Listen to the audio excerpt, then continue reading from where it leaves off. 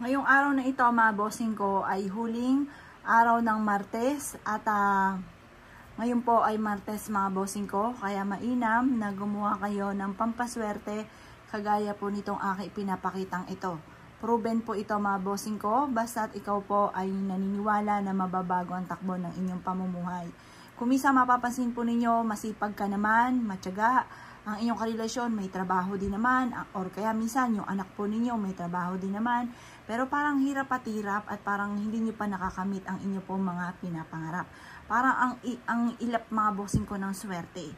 Kaya wag nating hayaan po yan, marami tayong pwedeng gawin para hindi maging mailap ang swerte. Imbis po na maging mailap, tawagin natin ang swerte mga bossing. Bukod sa inyo pong pagiging masipag, matyaga mga bossing ko, subukan nyo po ito at makakatulong po ito upang sa ganoon masigit ka na makatrack ng swerte, lalo-lalo na tungkol sa usapin ng pera. Ngayon, dahil ngayon ay huling araw ng Martes at ngayon po ay huling araw ng Martes ng April at ngayon ay Martes, subukan nyo po ito, powerful po ito mga bossing. Ang tubig mga bossing ko ay humihigop ng mga negatibong enerhiya ng kamalasan. Ito po mga bossing ko ay makakatulong upang sa ganon maalis ang mga kamalasan. Ngayon po mga bossing ko, gamitan po natin ito ng pinaka-powerful. Isa sa mga pinaka-powerful ay ang bawang. Ang bawang mga bossing ko ay isa rin sa mga naghahatak ng swerte at nagtataboy ng kamalasan. I-wish nyo na mabago ang takbo ng pamumuhay at may patunguhan ng inyong pagiging masipag at matyaga at kayo po ay halimbawa lubog ka sa utang, makabahid sa mga pagkakautang, mabili ang mga pangangailangan ng pamilya, lalo na ang pagkain at kung ano man po yung mga nais po ninyo, i-wish na po dito. Halimbawa wala kang bahay, magkaroon ako ng bahay, magkaroon ako ng negosyo na dito na ako yayaman, or manalo ko ng jackpot sa numero na aking tinatayaan. Ngayon po mga bossing, mag-wish ka na lahat ng gusto ninyo. Halimbawa lang ito, ganito, huwag kang gagamit na sana.